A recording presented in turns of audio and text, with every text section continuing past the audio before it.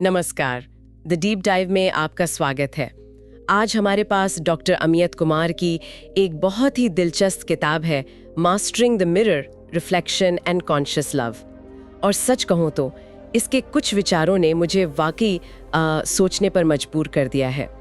किताब का एक बहुत सीधा साधा लेकिन गहरा आइडिया है कि हमारी जिंदगी का हर रिश्ता, चाहे वो प्यार का हो, परिवार का या काम का, वो एक आईने की तरह है। वो आईना जो दिखाता है कि हमारे अंदर क्या चल रहा है। बिल्कुल, ये एक ऐसा विचार है जो पहली बार सुनने में शायद थोड़ा अजीब लगे, लेकिन जितना आप इसे समझते हैं उतना ही ये सच लगने लगता है। हाँ, और आज का हमारा मकसद भी यही है। हम ये समझने की कोशिश करेंगे कि इस आईने को पढ़ा कैसे जाए, कैसे हम दूसरों पर उंगली उठाने की आदत को खुद को समझने के मौके में बदल सकते हैं। तो चलिए इस सफर पर चलते हैं। और शायद अंत में एक ऐसे प्यार तक जो हमें आज़ाद करता है। देखिए, इस पूरी सोच का जो फाउंडेशन है वो ये है कि हम वो चीज़ें अट्रैक्ट नहीं करते जो हम चाहते हैं, बल्कि हम वो अट्रैक्ट करते हैं जो हम हैं। हमारे रिश्ते, हमारी अपनी अंदरूनी दुनिया, हमारी इमोशनल फ्रीक्वेंसी का एक जवाब है। और ये समझना बहुत जरूरी है कि ये चर्चा दूसरों को बदलने के लिए नहीं है। नहीं, बिल्कुल नहीं। बल्कि ये जानने के लिए है कि वो हमारे अंदर क्या जगाते हैं। तो चलिए पहले सिद्धांत से शुरू करते हैं, प्रतिबिंब का नियम या द लॉ ऑफ रिफ्लेक्शन। किताब कहती है कि हमारी बाहरी दुनिया, खासकर हमारे रिश्ते, हमारी अंदरूनी दुनिया का सीधा आईना है। ये कोई इत्तेफाक नहीं है। डॉक्टर कुमार का एक कोट है जो मुझे बहुत पसंद आया। ब्रह्मांड आपको सजा देने के लिए लोगों को नहीं भेजता, ये आपको वो दिखाने के लिए भेजता है जो आपके अंदर है। ये बहुत पावरफुल लाइन है। इसका मतलब है कि अगर हमारे रिश्तों में बार बार कोई एक ही तरह की समस्या आ रही है, तो शायद हमें बाहर देखने के बजाय अंदर झांकने की जरूरत है। बाहर का इंसान तो बस एक एक्टर है, स्क्रिप्ट तो हमारे अंदर लिखी जा रही है। लेकिन ये सुनने में थोड़ा मुश्किल लगता है। मतलब अगर कोई मेरे साथ बुरा बर्ताव कर रहा है तो क्या ये मेरी गलती है? किताब इसे कैसे समझाती है? ये एक बहुत जरूरी सवाल है। और नहीं, ये गलती या ब्लेम के बारे में नहीं है, ये है ऊर्जा के मेल के बारे में। किताब में कुछ अच्छे उदाहरण हैं। मान लीजिए कोई इंसान बार बार ऐसे पार्टनर्स को अट्रैक्ट करता है जो उसकी कद्र नहीं करते हैं, जो उसे महत्व नहीं देते हैं। हाँ, हम सब ने ऐसे लोगों को देखा है या शायद खुद भी अनुभव किया है। बिल्कुल। तो प्रतिबिंब का नियम कहता है कि शायद ये बाहरी पैटर्न उस इंसान के अंदर की एक गहरी भावना को दिखा रहा है, जैसे शायद मैं इसके लायक नहीं हूं या मैं काफी अच्छा नहीं हूं। ये भावना एक चुंबक की तरह काम करती है और ऐसे लोगों को खींचती है जो उस भावना की पुष्टि करते हैं। अच्छा, राइट। इसी तरह जो इंसान बार बार इमोशनली अनअवेलेबल पार्टनर्स को चुनता है, हो सकता है वो अनजाने में खुद ही गहरी इंटीमेसी या जुड़ाव से डरता हो। पार्टनर तो बस उस डर का एक बाहरी रूप है। अच्छा, तो ये एक तरह का फीडबैक लूप है। हम जो अंदर महसूस करते हैं, दुनिया हमें वही वापस दिखाती है, जिससे हमारी वो भावना और भी पक्की हो जाती है। इसके पीछे की साइकोलॉजी क्या है? मनोवैज्ञानिक भाषा में इसे प्रोजेक्शन कहते हैं। ये एक डिफेंस मैकेनिज्म है। जिन भावनाओं या गुणों को हम अपने अंदर स्वीकार नहीं करना चाहते, जैसे गुस्सा, डर या असुरक्षा, हम उन्हें दूसरों में देखने लगते हैं। अच्छा। इसका एक आम उदाहरण है जब कोई इंसान जो खुद अपनी नौकरी से नाखुश है, वो अपने दोस्तों को हमेशा उनके करियर के लिए जज करता रहता है। वो असल में अपने दोस्त को नहीं, बल्कि अपनी खुद की छिपी हुई निराशा को देख रहा है। और आध्यात्मिक नजरिए से ये लॉ ऑफ अट्रैक्शन से जुड़ा है। हमारी जो वाइब्रेशंस होती हैं, मतलब हमारी सोच और भावनाओं का मिला जुला रूप, हम वैसी ही चीजों और लोगों को अपनी जिंदगी में खींचते हैं। और यहाँ सबसे अच्छी बात यह है कि जैसे ही हम अपनी अंदरूनी वाइब्रेशन को बदलते हैं, आईने में दिखने वाला अक्स अपने आप बदल जाता है। तो असल में कंट्रोल हमारे हाथ में है। ये सोच ही अपने आप में बहुत ताकत देती है। लेकिन यहीं से एक और सवाल उठता है, इमोशनल ट्रिगर्स का। हम सब जानते हैं कि कुछ लोग या कुछ बातें हमें कैसे चुटकियों में गुस्सा दिला सकते हैं। किताब में कहा गया है कि ये ट्रिगर दूसरे लोग पैदा नहीं करते, वो बस उसे एक्टिवेट करते हैं। ये समझने में थोड़ा मुश्किल है। हाँ, ये एक बहुत बड़ा माइंडसेट शिफ्ट है। इसे ऐसे समझिए, अगर आपके हाथ पर एक घाव है और कोई अनजाने में उसे छू लेता है, तो आपको दर्द होगा। अब दर्द उस इंसान के छूने से हुआ या इसलिए क्योंकि वहां पहले से एक घाव था? क्योंकि वहां पहले से एक घाव था। बिल्कुल।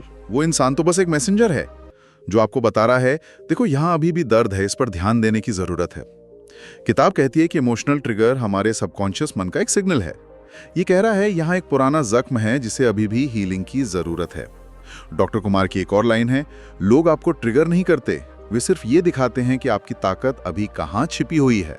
ठीक है, ये थ्योरी समझ में आती है, पर असल जिंदगी में जब कोई हमें ट्रिगर करता है तो उस पल में ये सब याद रखना बहुत मुश्किल होता है। उस वक्त तो बस गुस्सा या दुख महसूस होता है। क्या किताब में इससे निपटने का कोई प्रैक्टिकल तरीका बताया गया है? हाँ, और ये बहुत काम का है। ये एक 3 स्टेप प्रोसेस है। पहला कदम है रुकें और सांस लें। जैसे ही आपको लगे कि आप ट्रिगर हो रहे हैं, कुछ भी कहने या करने से पहले बस 3 गहरी सांसें लें। ये उस ऑटोमेटिक रिएक्शन के सर्किट को तोड़ देता है। ठीक है, पहला कदम है रुकना, लेकिन दूसरा कदम बिना जज किए महसूस करना, ये बहुत मुश्किल है। हम अपनी भावनाओं को जज ना करें, ये कैसे संभव है, खासकर जब भावना गुस्से जैसी हो? आपने बिल्कुल सही मुश्किल पकड़ी है। बिना जज किए महसूस करने का मतलब है कि आप उस भावना को अच्छा या बुरा ना कहें, बस उसे एक नाम दे दें। खुद से पूछें, मैं असल में क्या महसूस कर रहा हूं? क्या ये गुस्सा है या गुस्से के नीचे छिपा हुआ दर्द है? जब हम भावना को एक नाम देते हैं तो हम उस भावना से थोड़े अलग हो जाते हैं। हम भावना बनने के बजाय उसे देखने वाले बन जाते हैं। ये एक बहुत अच्छा नजरिया है। और तीसरा कदम? तीसरा और सबसे जरूरी कदम है आईने को रीफ्रेम करना। उसने मुझे ऐसा महसूस कराया, इस सोच को बदलकर ये सोचना, उसने मुझे दिखाया कि मेरे अंदर अभी भी क्या है जिसे ठीक करने की जरूरत है। बस ये एक छोटा सा बदलाव आपको विक्टिम से एक सीखने वाला बना देता है। ये जो पुराने घाव हैं जिनकी बात हो रही है, क्या ये हमेशा में पता होते या कुछ घाव इतने गहरे होते कि हमें उनके होने का एहसास भी नहीं होता? ये एक बेहतरीन सवाल है और ये हमें सीधे अगले कॉन्सेप्ट पर ले जाता है, छाया या द शैडो। ये आइडिया मशहूर साइकोलॉजिस्ट कार्ल यूंग का है। हमारी छाया हमारे व्यक्तित्व का वो हिस्सा है जिसे हम छिपाते हैं, जिसे हम स्वीकार नहीं करते हैं। मतलब हमारे वो हिस्से जिन्हें हम बुरा मानते हैं, जैसे गुस्सा, जलन, स्वार्थ। हाँ, या आलस, या कंट्रोल करने की आदत, या जरूर से ज्यादा अच्छा बनने की कोशिश। ये वो चीजें हैं जिन्हें समाज या हमारे परिवार ने हमें सिखाया कि ये गलत हैं, इसलिए हम उन्हें अपने मन के तहखाने में बंद कर देते हैं। लेकिन वो वहां से गायब नहीं होते, बस छिप जाते हैं। और किताब के मुताबिक रिश्ते इस तहखाने का दरवाजा खोलने की चाबी हैं। ये कैसे होता है? हम अक्सर उन लोगों की तरफ खिंचते हैं जो हमारी छाया के गुणों को दिखाते हैं। अगर आपने अपने गुस्से को बहुत दबाया है तो हो सकता है आप ऐसे इंसान को पार्टनर चुनें जो बहुत गुस्सैल हो। अच्छा। या अगर आप खुद को बहुत ज्यादा कंट्रोल करते हैं तो आप किसी ऐसे इंसान को अट्रैक्ट करेंगे जो बहुत आजाद और बेपरवाह हो। ये हमारे मन का एक तरीका है हमें पूरा बनाने का। लेकिन किताब में एक बहुत दिलचस्प बात कही गई है। डॉक्टर कुमार कहते हैं हम अपने ऑपोजिट को अट्रैक्ट नहीं करते, हम अपने रिफ्लेक्शन को ही अट्रैक्ट करते हैं। छाया बस एक अलग मुखौटा पहने होती है। इसका क्या मतलब है? इसका मतलब है कि जो गुण आपको दूसरे में परेशान कर रहा है वो किसी न किसी रूप में आपके अंदर भी मौजूद है। हो सकता है वो दबावा हो या एक अलग रूप में हो। उदाहरण के लिए, जिस इंसान को अपने पार्टनर का कंट्रोलिंग नेचर बहुत परेशान करता है, हो सकता है वो खुद दूसरों को खुश करने के लिए हर चीज को कंट्रोल करने की कोशिश करता हो। दोनों ही कंट्रोल हैं, बस मुखौटे अलग हैं। तो फिर इस छाया के साथ काम कैसे करें? इस अधूरी एनर्जी को पूरा कैसे करें? किताब में इसके लिए कुछ कदम बताए गए हैं। पहला, ध्यान दें कि आप दूसरों में किन चीजों को सबसे ज्यादा जज करते हैं, कौन सी बातें आपको सबसे ज्यादा परेशान करती हैं। अक्सर वही आपकी अपनी छाया के सुराग होते हैं। दूसरा, जब आप किसी को जज करें तो रुककर खुद से पूछें, ये गुण मुझ में कहाँ रहता है। और तीसरा कदम क्या होगा? तीसरा और सबसे महत्वपूर्ण कदम है करुणा के साथ एकीकरण। उस गुण से लड़ने या उसे नकारने के बजाय उसे स्वीकार करें। मान लीजिए आपको पता चलता है कि आपके अंदर भी गुस्सा है, तो आप कह सकते हैं, हाँ मेरे अंदर गुस्सा है, लेकिन मेरे अंदर शांति भी है। दोनों मेरे हिस्से हैं। जब हम अपनी छाया को स्वीकार कर लेते हैं तो हमें उसे दूसरों पर प्रोजेक्ट करने की जरूरत नहीं पड़ती। तब रिश्ते जंग का मैदान नहीं रहते। ये समझ में आता है। जब हम खुद के अंधेरे को स्वीकार कर लेते हैं तो दूसरों की परछाई से डर नहीं लगता। अब बात करते हैं एक और बहुत आम चीज की, दोहराए जाने वाले पैटर्न्स। एक ही तरह के पार्टनर को बार बार चुनना या एक ही तरह की लड़ाई का बार बार होना। किताब इन्हें अनसुलझे इमोशनल लूप्स कहती है। ये पैटर्न इत्तेफाक नहीं होते। ये हमारे मन का एक तरीका है किसी पुरानी कहानी को बार बार दोहराकर उसे ठीक करने की कोशिश करना। ये लूप्स अक्सर हमारे बचपन में शुरू होते हैं। किताब में एक बहुत सीधी और चुभने वाली बात लिखी है। जब तक आप पैटर्न को ठीक नहीं करते, ब्रह्मांड चेहरे बदलेगा लेकिन सबक नहीं। इसका मतलब है कि हम एक ही क्लास में फेल होते रहेंगे, बस हर साल टीचर बदल जाएगा। बिल्कुल। और इस लूप को तोड़ने का पहला कदम है जागरूकता। बस ये देख लेना, अरे ये तो फिर से वही हो रहा है। उस पैटर्न को पहचानना ही आधी लड़ाई जीत लेने जैसा है। ठीक है, पैटर्न पहचान लिया, लेकिन उसे तोड़ें कैसे? यहीं पर लोग सबसे ज्यादा फंसते हैं। और यहीं पर सीमाएं यानी बाउंड्रीज बहुत जरूरी हो जाती हैं। अक्सर इन पैटर्न को तोड़ने के लिए हमें साफ और हेल्दी बाउंड्रीज बनानी पड़ती हैं। डॉक्टर कुमार ये साफ करते हैं कि बाउंड्रीज दीवारें नहीं हैं, वो सेल्फ रिस्पेक्ट का सबूत है। लेकिन क्या सीमाएं बनाने से रिश्ते में दूरियां नहीं आती? कई लोगों को डर लगता है कि ना कहने से वे स्वार्थी कहलाएंगे या अपने पार्टनर को खो देंगे। ये एक बहुत बड़ा डर है, लेकिन किताब कहती है कि सीमाएं प्रेम को दूर नहीं करती, वे इसे परिभाषित करती हैं। बिना सीमाओं के प्यार अक्सर नाराजगी या घुटन में बदल जाता है। किताब में 3 तरह की बाउंड्रीज का जिक्र है। पहली है इमोशनल बाउंड्री। इसका मतलब है दूसरों के दुख में सहानुभूति रखना, लेकिन उनके दुख को अपना ना बना लेना। दूसरी और तीसरी कौन सी है? दूसरी है एनर्जी बाउंड्री, मतलब अपनी ऊर्जा को नेगेटिविटी से बचाना। और तीसरी है कम्युनिकेशन बाउंड्री, यानी बिना किसी अपराध बोध के ना कहना और बिना डरे अपनी जरूरतों को साफ साफ बताना। जब हम हेल्दी बाउंड्रीज बनाते हैं तो हम उन लोगों को आकर्षित करते हैं जो हमारी इज्जत करते हैं। तो जब हम अपने पैटर्न को पहचान लेते हैं, अपने ट्रिगर्स को समझ लेते हैं और अपनी सीमाओं को मजबूत कर लेते हैं, तो हम एक ऐसे रिश्ते के लिए जमीन तैयार करते हैं जो जरूरत पर नहीं बल्कि मर्जी पर आधारित हो। शायद यही सचेत प्रेम या कॉन्शियस लव है। आपने बिल्कुल सही पकड़ा। ये इस पूरी चर्चा का सबसे ऊंचा पड़ाव है।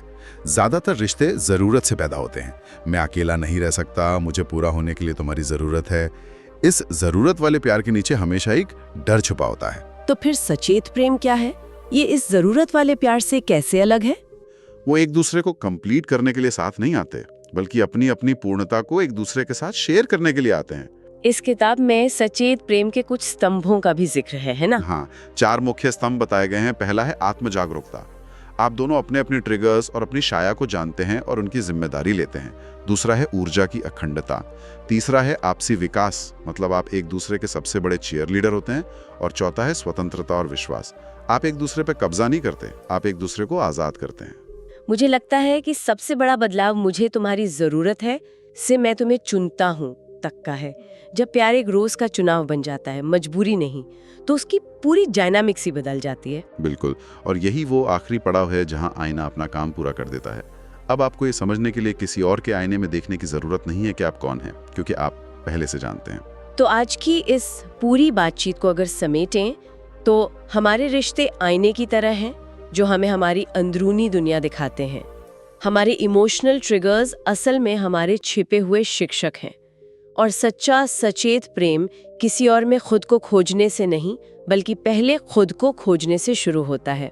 बहुत खूबसूरती से इसे संक्षेप में बताया। मैं इस चर्चा को डॉक्टर अमियत के एक आखिरी विचार के साथ खत्म करना चाहूंगी। जब आप प्रेम का पीछा करना बंद कर देते हैं और खुद प्रेम बनना शुरू कर देते हैं तो हर रिश्ता पवित्र हो जाता है। ये एक बहुत गहरा विचार है और मैं सुनने वालों के लिए बस एक सवाल छोड़ना चाहूंगा जिस पर वे सोच सके। अगर आपके रिश्ते एक आईना है तो आज आप जो अक्स देख रहे हैं वो आपके भीतर की किस सच्चाई को उजागर कर रहा है जिसे अब स्वीकार करने का समय आ गया है।